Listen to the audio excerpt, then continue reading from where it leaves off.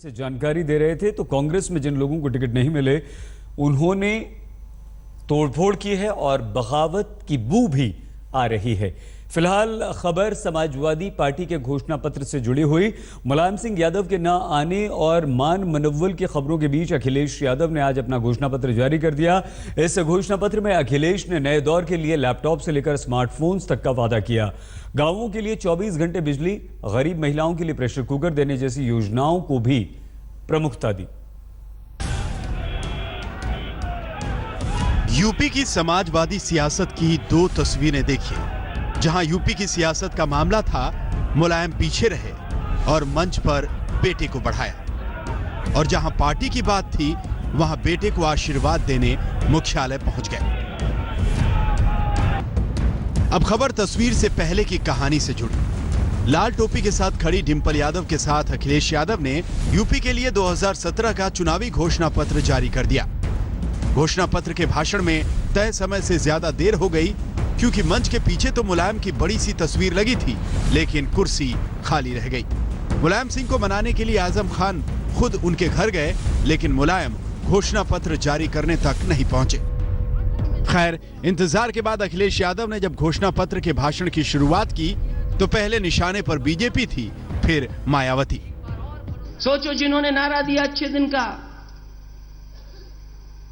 जिन्होंने कहा कि हम सबका साथ लेकर के सबका विकास करेंगे, बताओ अब तो 3 साल हो गए हैं और यूपी का चुनाव आ रहा है, तो हो सकता है बजट में कुछ नई चीजें दे दें, लेकिन बताओ 3 साल से उत्तर प्रदेश नहीं बल्कि देश की जनता ढूंढ रही है कि आखिरकार अच्छे दिन हैं कहां। बताओ ये पत्थर वाली सरकार कितने काम गिनाएगी। ये पत्थर वाली सरकार बहुत टीवी पर आ रही है आजकल, बहुत पत्थर वाली सरकार के लोग टीवी पे दिखाई देते हैं। सोचो, टीवी अगर टकरा गया पत्थरों से तो क्या होगा टीवी का। वो पत्थर जो लगे हैं लखनऊ में, नोएडा में, पूरे दिन याद दिला रहे हैं। वो याद दिलाते हैं कि अगर सरकार बन गई, मौका मिल गया तो इससे बड़े बड़े हाथी लगा दिए जाएंगे। विरोधियों पर हमले के बाद अखिलेश यादव ने जब घोषणा पत्र पढ़ना शुरू किया तो वादों की झड़ी लगा दी। गरीब महिलाओं के लिए फ्री प्रेशर कुकर का ऐलान, तो वरिष्ठ नागरिकों के लिए रोडवेज बसों में रियायती किराए की घोषणा की। समाजवादी ब्रांड को मजबूत करने के लिए अखिलेश ने समाजवादी कैंटीन और दिल्ली के तर्ज पर मोहल्ला क्लिनिक का भी ऐलान किया। कामकाजी महिलाओं हेतु हॉस्टल, महिलाओं को रोडवेज बस में आधे किराए की छूट, मजदूरों हेतु रियायती दर पर मिड डे मील, मजदूरों हेतु रियायती दर पर मिड डे मील, आईजीसीएल की भांति अन्य लीगों को प्रोत्साहन एवं समाजवादी स्पोर्ट्स स्कूल की स्थापना, व्यापारियों और उद्यमियों की सुरक्षा की गारंटी। अखिलेश यादव ने ऐलान किया कि वो पिछली सरकार की तमाम सरकारी योजनाओं को आगे बढ़ाएंगे।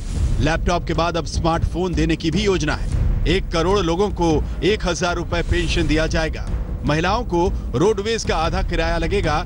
मजदूरों के लिए मिड डे मील और बुजुर्गों के लिए ओल्ड एज होम का भी ऐलान हुआ। विकास के रोड मैप का ऐलान करते हुए अखिलेश यादव ने आगरा, कानपुर और वाराणसी के लिए मेट्रो लाने का भी वायदा किया। कभी कभी मैंने जब बांटा है समाजवादी पेंशन तो उनका चेकबुक देखी, मैंने पासबुक देखी, और मैंने उनसे पूछा कि ये बताओ पैसा अकाउंट में तुम खर्च क्यों नहीं कर रहे। इसका जवाब शायद उन्होंने नहीं दिया, मुस्कुरा करके चली गई। कई बार उनके हम देखते हैं पासबुक खर्च नहीं कर रही है हमारी माताएं बहनें।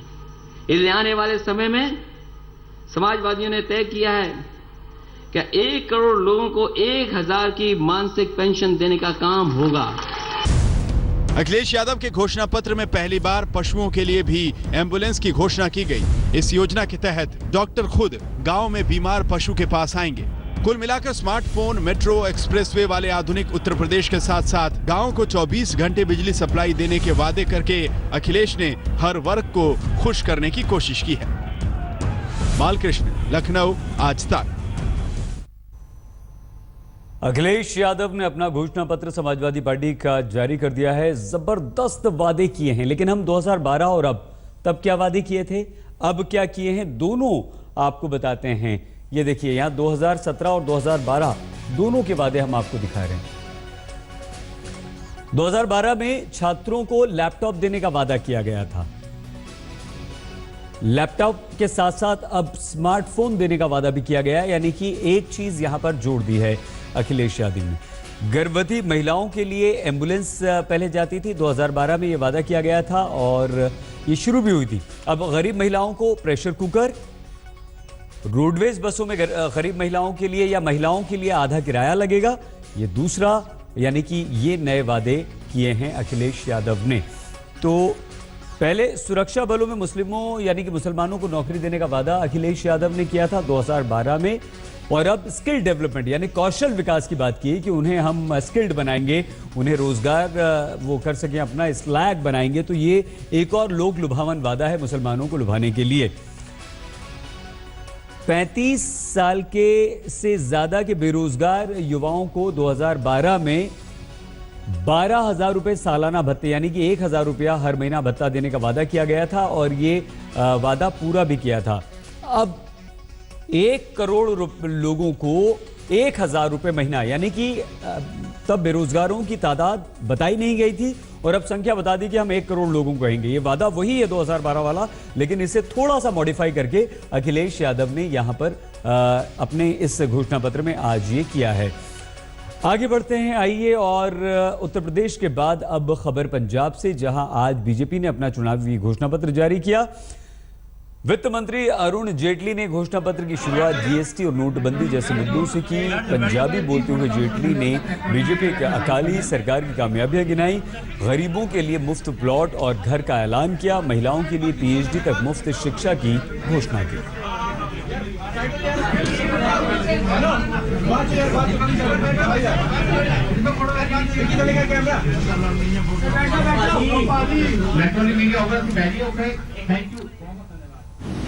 घोषणा पत्र जारी करने से पहले वित्त मंत्री अरुण जेटली अमृतसर में थे। हमारे संवाददाता अशोक सिंघल ने एंटी इनकम्बेंसी और नवजोत सिंह सिद्धू के पार्टी छोड़ने समेत कई मुद्दों पर उनसे बातचीत की है। पिछले 10 साल से अकाली और बीजेपी पंजाब में सत्ता में है, क्या तीसरी बार भी वो सत्ता में आएंगे, हैट्रिक लगा पाएंगे? बात करने के लिए हमारे साथ मौजूद है केंद्रीय वित्त मंत्री अरुण जेटली जी। अरुण जी, 2 बार से सत्ता में है, हैट्रिक लगेगी या तीसरे नंबर पे रहेगी? देखिए, मुझे लगता है कि जैसे जैसे चुनाव आगे बढ़ रहा है, इसकी संभावना कि अकाली दल और बीजेपी एक बार फिर सरकार बना लें, ये बढ़ती जा रही है। कारण बड़ा स्पष्ट है कि अक्सर ये सोचा जाता है कि जो लोग एक बार सरकार में हैं, दूसरी बार आते हैं तो लोगों में थोड़ी नाराजगी होती है, जिसको एंटी इनकम्बेंसी कहते हैं, और इसलिए लोग दूसरी बार चुनाव नहीं जीतते, जो विपक्ष होता है वो जीत जाता है। लेकिन ये परंपरा तो पिछली बार टूट गई, और पिछली बार सब लोग कहते थे कि कांग्रेस की जीतने की संभावना अधिक है, लेकिन कांग्रेस हारी और काफी मात्रा से हारी। मैं ये मानता हूं कि बहुत अरसे बाद पहला चुनाव है पंजाब में जहां कांग्रेस और अकाली दल बीजेपी का प्रत्यक्ष मुकाबला नहीं है।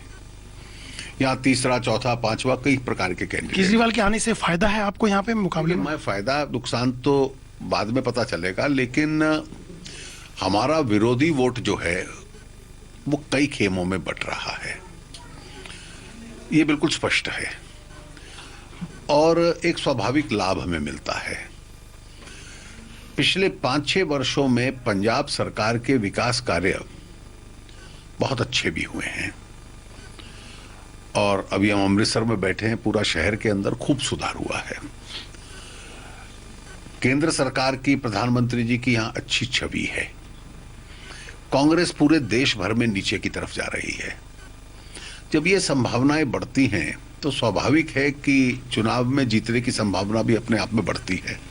और मैं मानता हूं, और जो हम लोग अध्ययन कर रहे हैं और जो कैंपेन फील्ड में देख रहे हैं, ये अच्छी संभावना दोबारा जीतने की है। पर अरुण जी, आप कह रहे हैं जीतने की संभावना है, विकास की बात की कि मोदी जी की इमेज भी अच्छी है, यहाँ भी डेवलपमेंट हुआ, लेकिन ड्रग बहुत बड़ा मुद्दा है। अरविंद केजरीवाल उस मुद्दे को लेकर चल रहे हैं। वो यहाँ की सामाजिक समस्या है। उस सामाजिक समस्या का राजनीतिकरण करने से उसका हल नहीं होने वाला। समाज को, सरकार को, पुलिस को, शासन को, सबको मिलकर इसमें प्रयास करना है। और केवल एक चुनाव भर के लिए हम इसको एक सामाजिक तकलीफ जो पंजाब के अंदर है उसको राजनीतिकरण कर दें, उससे कोई राजनीतिक लाभ दल सोचे उसको लाभ मिलेगा, ऐसी संभावना नहीं है। एक बात करते हैं, आपके शिष्य रहे हैं, आप ही उनको पॉलिटिक्स में लेके आए अरुण जी, नवजोत सिंह सिद्धू आजकल आप ही की सरकार को उखाड़ने में लगे हुए हैं कि अकाली और बीजेपी सरकार ने यहाँ कुछ नहीं किया, भाग बादल भाग, जनता आती है, आजकल ऐसे ढंग से वो बोल रहे हैं। देखिए, मैं उनके ऊपर कोई टिप्पणी नहीं करना चाहूंगा। उन्होंने एक दूसरा रास्ता सोचा है, मुझे चिंता एक दूसरे विषय की है और वो चिंता किसी व्यक्ति के साथ जुड़ी हुई नहीं है।